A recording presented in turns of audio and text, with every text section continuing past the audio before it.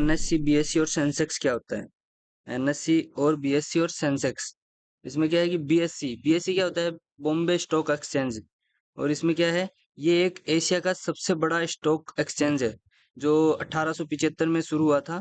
और इसमें ये मशहूर है सबसे ज्यादा, मतलब बीएससी है वो सबसे बड़ा सेक्टर है जो 1875, वो सबसे पहले शुरुआत इसी की हुई थी 1875 में।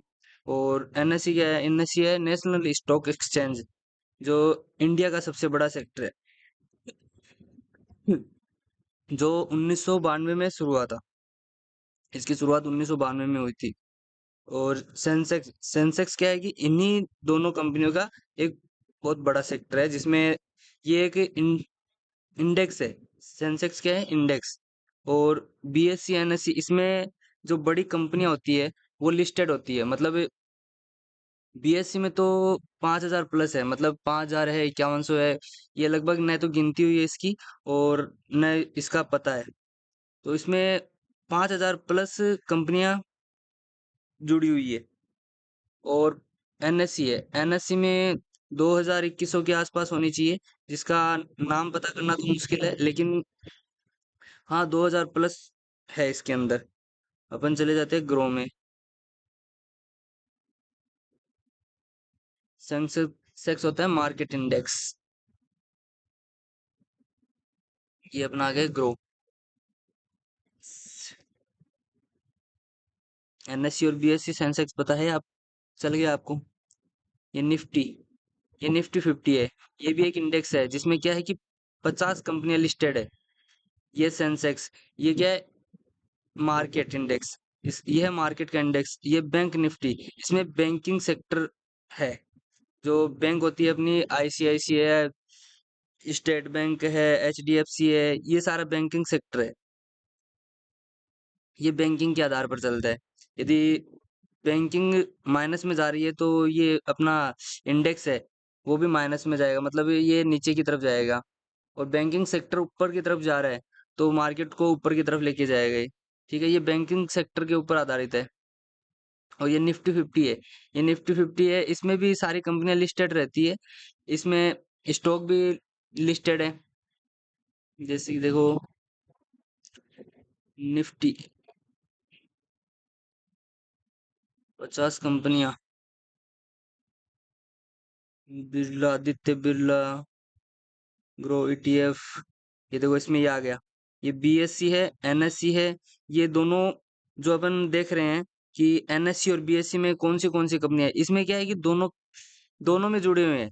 मतलब आईसीआईसी बैंक है, मान लो कि आईसीआईसी बैंक है तो ये बीएससी में भी मिल जाएगी और एनएससी में भी मिल जाएगी, क्योंकि ये बैंकिंग ये एक बड़ा सेक्टर है जिसमें क्या है कि 5,000 प्लस कंपनियां लिस्टेड है और इसमें 2,000 प्लस कंपनियां लिस्टेड है। तो ये दोनों कंपनियां ऐसे नहीं है कि अलग अलग है, दोनों के अंदर जुड़ी हुई रहती है। अब जैसे कि मान लो कि मैं दो कंपनी है, उसमें एक कंपनी में काम करता हूँ, दूसरी में भी करता हूँ तो मतलब दोनों कंपनियों में जुड़ा हुआ हूँ मैं। इसके लिए एनएससी और बीएससी में भी क्या है कि ये कंपनी है वो दोनों तरफ जुड़ी हुई रहती है, ताकि प्रॉफिट ज्यादा हो सके उनको। इसके लिए ये दोनों कंपनियों में जुड़ा हुआ रहता है। और ये निफ्टी 50, अपन निफ्टी 50 में, यह है इंडेक्स। निफ्टी 50 क्या है, एनएससी। ये देखो ये आगे आ रहा है ना, एनएससी। और मैं आपको सेंसेक्स, सेंसेक्स में क्या दिखा रहा है, ये देखो बीएससी, ये आ गया बॉम्बे स्टॉक एक्सचेंज। और निफ्टी 50 आ गया ये एनएससी, नेशनल स्टॉक एक्सचेंज। ठीक है,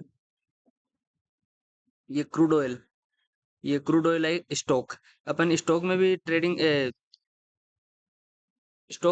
कर सकते हैं। ये देखो ये है ऑप्शन चेन इसकी।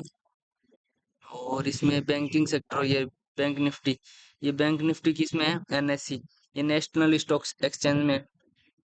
तो इसका ये है बीएससी, एनएससी। और ये सेंसेक्स की, ये है मार्केट इंडेक्स, जो अपने अभी चल रहा है 76,547 पे। तो एनएससी, बीएससी और सेंसेक्स इसको बोलते हैं। ठीक है, तो आज मैं आपको क्या बताऊं, चलो ट्रेड लाइन खींचते हैं। बैंक कॉल पुट, तो आपको कॉल पुट तो आ ही गया होगा। इंडिकेटर बता दूं आज आपको, इंडिकेटर भी बताया था मैंने। इंडिकेटर और रेंज, ये है लॉन्ग पोजीशन, शॉर्ट पोजीशन। ये देखो लॉन्ग पोजीशन अपन ऐसे बनाते हैं, मान लो कि मार्केट यहाँ तक नीचे जा सकता है तो ये अपना एसएल हो गया। और टारगेट अपन लगाते हैं कि मतलब ये मार्केट इतना ऊपर जाएगा तो ये अपना टारगेट लगा सकते हैं, ठीक है। तो ऐसे अपन ये इंडिकेटर भी यूज कर सकते हैं, मतलब टारगेट और एसएल के लिए।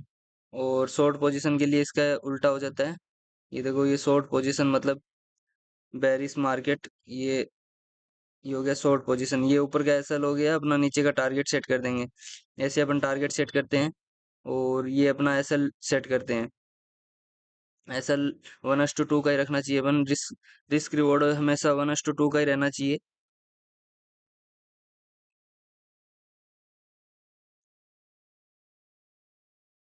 और इसमें और भी कई इंडिकेटर है, ग्राफ बॉक्स है, ये भी बहुत यूज में लेते हैं अपने। तो चलो आज एनएससी बीएससी और सेंसेक्स सीखे अपन। तो इसको अपन ने एक बार रजिस्टर में लिख लेना ताकि थोड़ा ध्यान में रहे, या फिर वीडियो पे मिल जाएगा आप देखना चाहो तो। और वीडियो अच्छी लगे तो लाइक कमेंट शेयर जरूर करना, और सब्सक्राइब करना ना भूलना। और 1 जून से मैं नया स्टार्ट करने वाला हूँ कि मतलब शुरुआत, मतलब मार्केट की शुरुआत कहाँ से करें। अपने को ये तो पता है कि हाँ भाई ये कैंडल है, ये कॉल है, ये पुट है, लेकिन शुरुआत कहाँ से करें अपन, कहाँ से ट्रेडिंग कर सकते हैं अपन, कहाँ से स्टार्टिंग करें। तो वो सब मैं 1 मई से शुरुआत शुरू करने वाला हूँ। तो आप वीडियो में बने रहे, और ट्रेडिंग सीखना है तो मेरे से कांटेक्ट करें, जरूर आपको मैं ट्रेडिंग सिखाऊंगा। तो चलो ठीक है, बाय बाय।